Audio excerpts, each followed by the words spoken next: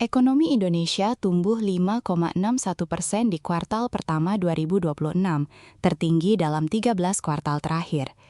Namun pada saat yang sama, rupiah sempat menyentuh 17.424 per dolar AS, level penutupan terlemah sepanjang sejarah.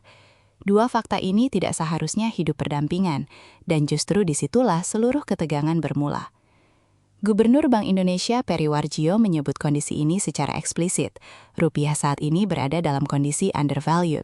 Fundamental ekonomi, pertumbuhan tinggi, inflasi terkendali, cadangan devisa kuat, kredit tumbuh solid, semestinya membuat rupiah stabil atau bahkan menguat. Namun dua tekanan beroperasi secara bersamaan dan saling memperkuat. Dari sisi global, yield US Treasury tenor 10 tahun bertahan di level 4,47%. Angka itu cukup tinggi untuk memicu pelarian modal dari negara berkembang, termasuk Indonesia. Harga minyak yang terkerek akibat ketegangan di Selat Hormuz menambah beban fiskal. Rata-rata harga minyak sejak eskalasi mencapai $101 per barel, jauh di atas asumsi APBN sebesar $70. Sementara dari sisi musiman, April hingga Juni selalu menjadi periode permintaan dolar yang tinggi, repatriasi dividen, pembayaran utang luar negeri, dan kebutuhan devisa untuk jemaah haji menarik permintaan dolar secara bersamaan. Kondisi inilah yang membuat rupiah tertahan meski dolar AS melemah secara global. Ketika Euro USD menguat 0,48% dan NZD USD melonjak 1,21% pada 6 Mei 2026, rupiah hanya berhasil menguat 0,17% ke 17.380. Mata uang lain bergerak bebas mengikuti pelemahan dolar. Rupiah bergerak dengan kaki yang terikat. Namun disinilah pertanyaan sesungguhnya muncul. Jika tekanan ini sebagian bersifat musiman dan sebagian akibat faktor global yang tidak dikontrol Indonesia, mengapa respon kebijakan yang disiapkan begitu agresif dan apakah itu cukup? Sehari setelah rupiah menyentuh rekor terlemah, Presiden Prabowo Subianto menggelar rapat terbatas bersama Komite Stabilitas Sistem Keuangan. Hasilnya, 7 langkah strategis BI mendapat restu Presiden dan langsung diumumkan ke publik pada malam yang sama. Langkah pertama sampai ketiga berfokus pada sisi penawaran dolar. BI memperkuat intervensi di pasar spot domestik, di pasar NDF offshore, dan mendorong aliran masuk modal asing melalui instrumen sekuritas rupiah Bank Indonesia atau SRBI. Pembelian SBN di pasar sekunder sudah mencapai 123,1 triliun rupiah secara year to date. Angka yang menunjukkan intervensi ini bukan wacana baru, melainkan sudah berjalan aktif sebelum pengumuman ini dibuat.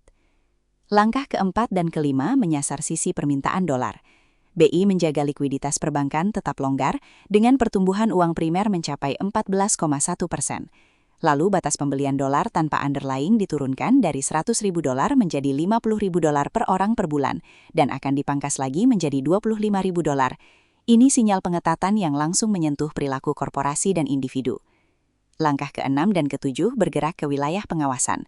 BI memperbolehkan bank domestik ikut berjualan NDF di pasar offshore, menambah pasokan rupiah di luar negeri.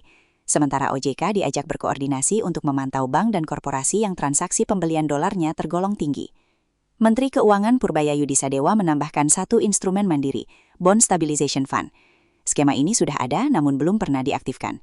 Purbaya akan menggunakannya untuk membeli SBN yang dilepas investor asing, memutus rantai antara capital outflow dan tekanan rupiah. Bersamaan dengan itu, pemerintah juga berencana menerbitkan Panda Bond di pasar Cina sebagai sumber pendanaan alternatif untuk diversifikasi utang dan memperkuat cadangan devisa. Sebagai kondisi pendukung jangka menengah, aturan DHESDA resmi berlaku 1 Juni 2026. Eksportir sektor sumber daya alam wajib menempatkan devisa hasil ekspor di Bank Himbara dan mengkonversi maksimal 50% ke rupiah. Kebijakan ini dirancang untuk menahan devisa ekspor agar tidak parkir di luar negeri, sebuah sumbat struktural terhadap kebocoran likuiditas domestik. Namun ada ironi yang tidak bisa diabaikan. Indonesia mencatat surplus neraca perdagangan selama 71 bulan beruntun hingga Maret 2026, dengan surplus Maret senilai $3,3 miliar. Secara teori, surplus besar seharusnya menopang nilai tukar. Kenyataannya, sejak Mei 2020 hingga April 2026, rupiah justru terdepresiasi sekitar 15% terhadap dolar. Surplus perdagangan tidak otomatis berarti devisa masuk ke dalam negeri, dan kebijakan DHESDA lahir dari kesadaran akan celah struktural ini. Di tengah tekanan rupiah dan kebijakan makro yang bergerak cepat, ada satu rantai kausal di level emiten yang perlu dicermati secara terpisah.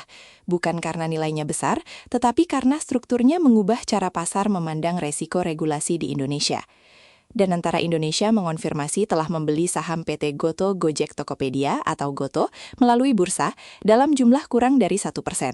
CEO Danantara, Rosan Roslani, menyatakan kepemilikan ini akan ditingkatkan secara bertahap. Namun, masuknya Danantara bukan semata langkah investasi biasa. Ia datang bersamaan dengan terbitnya Peraturan Presiden Nomor 27 Tahun 2026 yang membatasi potongan komisi aplikator transportasi daring maksimal 8%.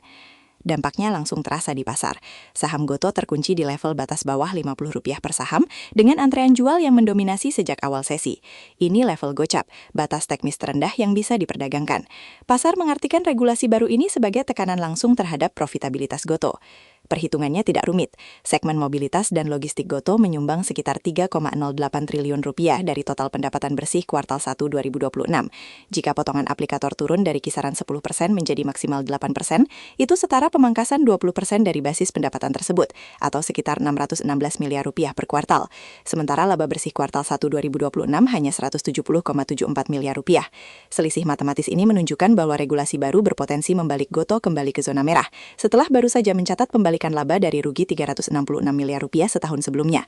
Masuknya Danantara membawa dua sinyal yang saling bertentangan. Di satu sisi ada pernyataan dukungan terhadap fundamental dan prospek jangka panjang Goto. Di sisi lain, motif yang dikomunikasikan secara terbuka adalah mendorong kebijakan yang lebih berpihak pada pengemudi ojol, bukan mendorong pertumbuhan pendapatan korporasi. Dua tujuan ini bergerak ke arah yang berlawanan bagi pemegang saham minoritas. Resiko sebenarnya bukan hanya pada Goto. Ini adalah sinyal bahwa kepemilikan pemerintah melalui instrumen seperti Danantara dapat hadir bersamaan dengan perubahan regulasi yang mengkompresi margin. Investor di sektor platform digital perlu mempertimbangkan kemungkinan ini sebagai variabel permanen, bukan peristiwa satu kali. Untuk keseluruhan gambar hari ini, rupiah sudah kembali menguat tipis ke 17.380, memutus tren pelemahan 5 hari beruntun. IHSG ditutup naik 0,50% ke level 7.092, ditopang oleh meredanya ketegangan AS Iran dan penguatan bursa Asia.